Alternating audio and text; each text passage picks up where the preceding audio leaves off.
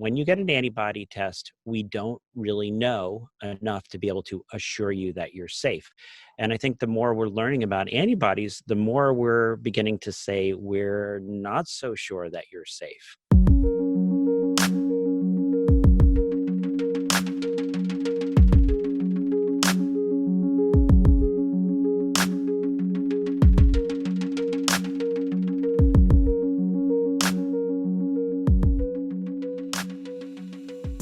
Many of us were quite disturbed when we saw this study out of China, um, which actually demonstrated that in a number of individuals, particularly these individuals with more mild disease that we're worried are the silent spreaders, that these individuals were losing their antibody shield after just a month or two.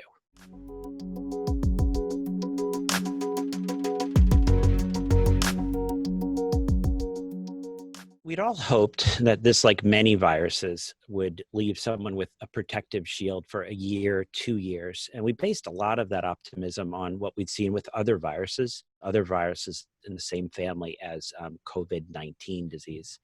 And these other viruses actually have the ability to do what I think we're seeing here is to prevent us from developing a robust, persistent shield to future infection. And this is why we keep seeing the common cold coronaviruses cause infections on a yearly basis, often in the same individuals. And we've even seen them do this in the same individual just a few months apart. So this is quite worrisome that here we're seeing evidence that maybe a person can get COVID-19 more than once, maybe more than once in a short period of time.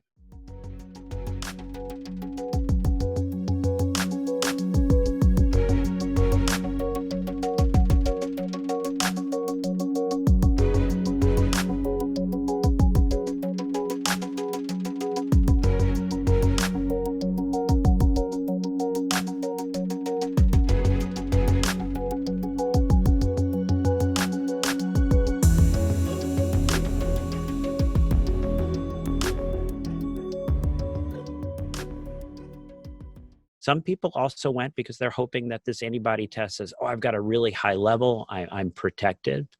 Now we're realizing, I think, more that that might not be true. And even if it is true in the moment, it may not endure. So I think that people went for a lot of different reasons. From a physician, from a scientist perspective, the fact that so many people have gone and gotten these antibodies and that we have this information, it's going to help us answer a question that everyone wants to know. If I had it once, can I get it again? If I get it again, what is it about the antibodies that might help me predict if I'm safe or not?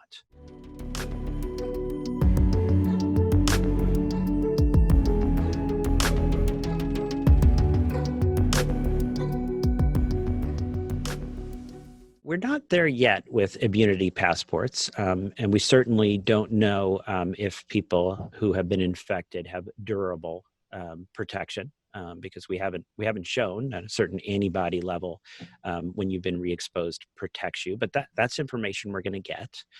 We also don't know if natural infection is durable. So even if we found that, hey, a certain level of antibodies correlates with protection, how often do you need to check that individual to make sure that they're maintaining that level?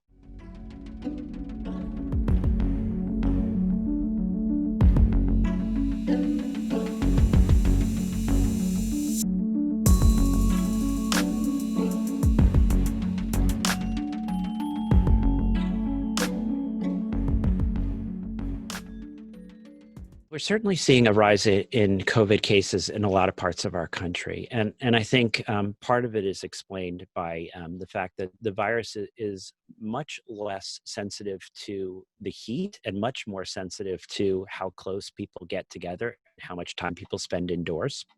So you look at a lot of places where the numbers are rising. And these are places where it's gotten quite warm. But it's gotten so warm that a lot of people are inside in the air conditioning. They're too close to one another, which is a very human thing to want to do, but that puts us in harm's way.